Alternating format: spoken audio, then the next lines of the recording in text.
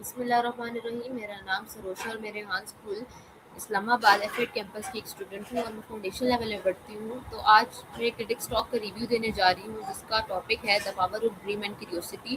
آج میں آپ سے دو ایسی تقریروں اور طاقتوں کے بارے میں بات کرنا چاہتی ہوں جو ہر انسان کی زندگی بدل سکتی ہیں. پہلا، خواب اور تجسس.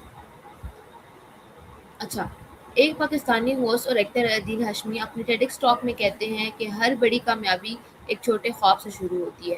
اب آپ سب سوچتے ہوں گے کہ خواب کیا ہوتا ہے.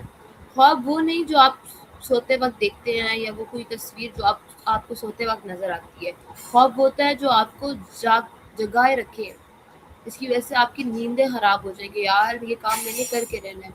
جب ہم بچے ہوتے ہیں ہم ہر چیز کے بارے میں سوال کرتے ہیں، کیوں، کیسے اور کب. یہی تجسس ہمیں سیکھنے اور گرو کرنے میں مدد دیتا ہے. لیکن جیسے جیسے ہم بڑے ہوتے ہیں ہم سوال پوچھنا کم کر دیتے ہیں. ہم ڈر جاتے ہیں کہ لوگ کیا کہیں گے اگر فیل ہو گئے تو.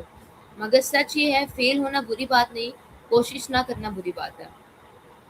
آج میں ایک چھوٹی سی آپ سے ایک ریکویسٹ کرنا چاہوں گی کہ کوئی بڑا سوچو، کچھ بڑا سوچو، نیا سوال پوچھو اور اپنے اندر کے بچے کو کبھی مت مرنے دو.